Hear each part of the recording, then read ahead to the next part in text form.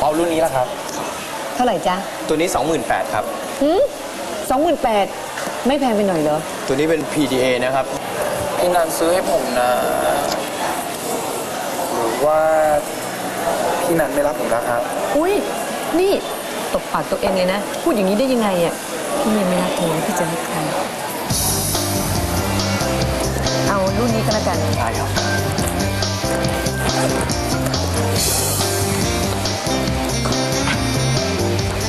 รอแป๊บครับ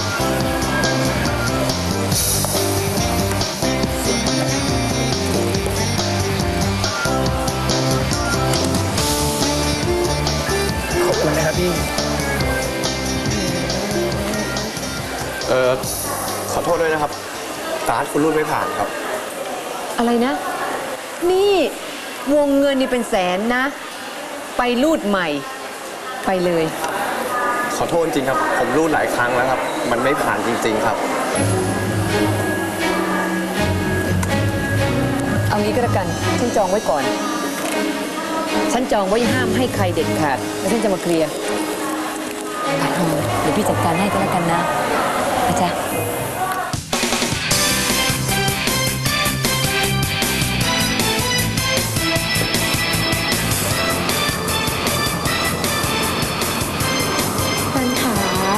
ลองทานสลัดกุ้งหน่อยสิคะอร่อยจริงนะคะ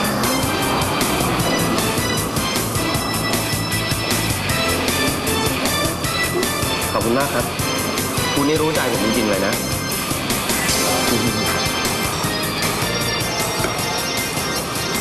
อุ๊ยคุณชยากรทานยังไงให้ปากเปื้อนเหมือนเด็กๆอย่างนี้คะเดี๋ยวนัดเช็ดให้นะคะ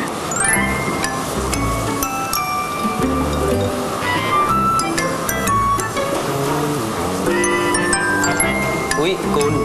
คะอะไรติดหน้าคุณนะครับเดี๋ยวผมบอกให้ออกยังคะผมไม่ชอบอะไรติดหน้าคุณอย่างนี้เลยอะมันปิดบังหน้าสวยๆของคุณหมดนันขาพูดแบบนี้เนี่ยเขินคุณชยากรกับนัชชาเขาหมดจะไปเขินทำไมล่ะครับก็คุณสวยจริงๆเนี่ย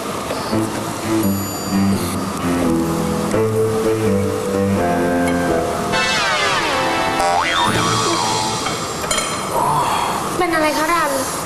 ผมไม่รู้อะครับสงสัยมีอะไรกัดเท้าตัวอะไรเดี๋ยวผมช่วยดูให้นะครับคุณถึงผมเหรอฮะใครเขาจะไปหึงคนอย่างไรของตัวเองหน่อยไม่เห็นมีอะไรเลยนะครับจริงด้วยค่ะคุณก็ไม่เห็นอะไรเลยสงสัยมันไปแล้วมั้งครับ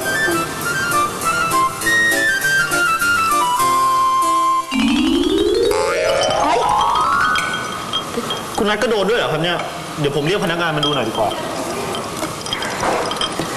ไม่ต้องหรอกค่ะนัดเหยียบมันตายแล้วล่ะค่ะ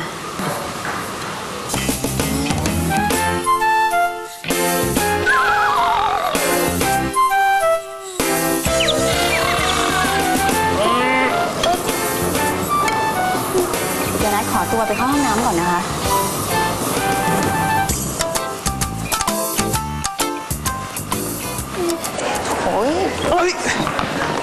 ขอโทษค่ะไม่เป็นไรครับผมให้อภัยนางฟ้าที่มาเดินชนผมได้อยู่แล้วละครับเดี๋ยวก่อนสิครับจะรีบไปไหนล่ะครับนี่เรายังไม่ทันได้รู้จักกันเลยนะครับขอโทษนะน้องพี่ทำงานแล้วนะน้องไปเรียนให้จบมาซะก่อนเถอะค่อยมาจีบผู้หญิงอ่ะดุซะด้วยนะครับเนี่ยนี่ดุเหมือนแม่ผมเลยนะครับงั้นผมให้พี่เป็นแม่คุณของผมดีไหมครับเมื่อเช้ากินยุงมาเหรอถึงได้พูดจาได้น้ำเน่าขนาดนี้หลีกไป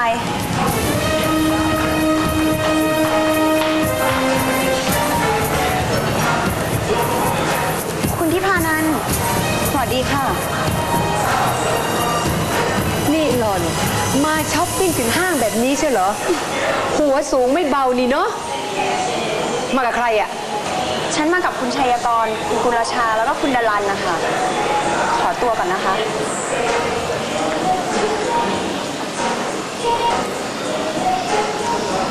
ดอม ใครเหรอครับพี่อ๋อเขา เป็นนางบำเรอพี่ชายของพี่เองอะจ้ะ อ๋อครับ ไปกันนะจ๊ะช้อปปิ้งนะ โอเค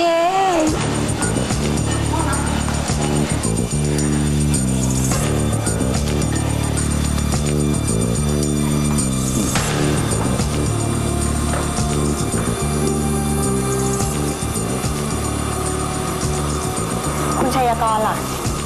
เขาก็ไปเข้าห้องน้ำสิ ไม่เจอกันเหรอ ไม่เจอ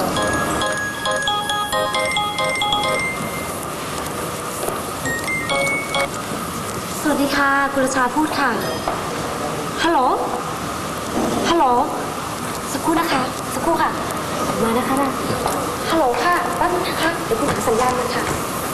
ยินดีด้วยนะ ที่หาแฟนใหม่ได้รวดเร็วทันใจดีจริง ขอบคุณ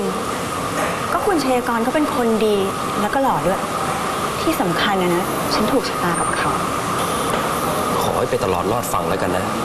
นี่ตกม้าตายทีหลังแล้วกัน แน่นอน ฉันกับคุณชัยกรไปกันรอดอยู่แล้ว เพราะว่าคุณชัยกรเขาแสนดีเป็นสุภาพบุรุษซะขนาดนั้นนะ เป็นใครใครก็ต้องตกหลุมรักได้ง่าย ๆ ไม่เหมือนคุณหรอก เย็นชาจืดชืดไร้อารมณ์ ใช่สิ ผมมันจืดชืดไร้อารมณ์ไม่ได้ร้อนแรงเหมือนคุณลุงแล้วก็ชัยกรนี่ คุณนี่มันเจนโล่งจริงๆเลยนะผมถามจริงๆครับคุณผ่านมากี่สมรภูมิแล้วฮะ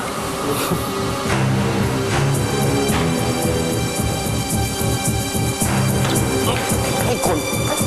ปล่อยนะ คุณไม่ติดใจรถจูบของผมบ้างเลยหรือไงฮะ จูบหวยคุณเหรอ ไปหัดมาใหม่ดีกว่าไหมคุณดารา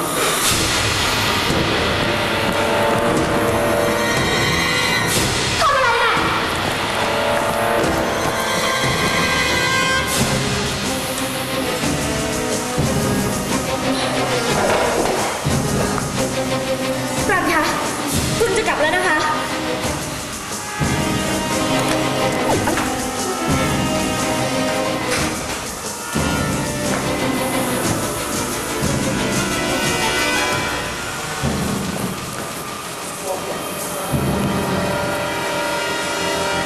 เกิดอะไรขึ้นเหรอครับคุณนัท คุณ มันไม่ใช่อย่างที่คุณเห็นนะ มันจะไม่ใช่อย่างที่คุณเห็นได้ไงคะรันจับมือถือแขนขนาดนั้นน่ะรันสนใจมันใช่ไหมคะรันชอบมันใช่ไหมคะ ไม่ใช่ ผมไม่มีทางชอบเย็นนัชชาหรอก หารันรับปากคุณได้ไหมคะว่ารันจะไม่ไปใกล้ชิดกับนางนัชชาอีกอ่ะคุณไม่กลัวใจรันหรอกนะคะ แต่คุณกลัวใจมันนะคะนี่ขนาดมันมีคุณชัยกรเป็นแฟนอยู่แล้วนะคะ มันยังมาให้ท่ารันอีกนะคะ คุณเบาใจเถอะ ผมกับนัชชามันคงเป็นไปไม่ได้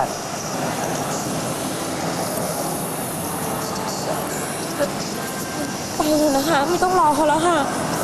นะคะรัน คุณดารันทำอะไรคุณนัทหรือเปล่าครับ ไม่มีอะไรหรอกค่ะ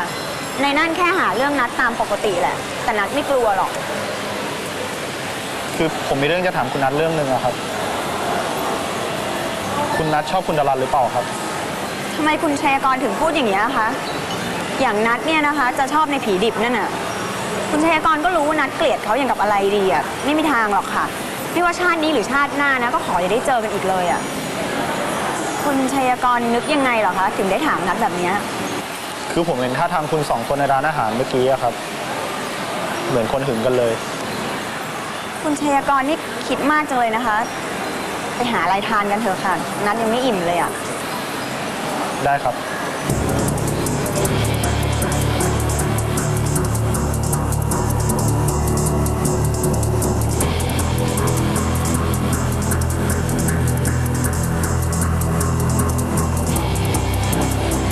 มีอะไรหรือเปล่าครับ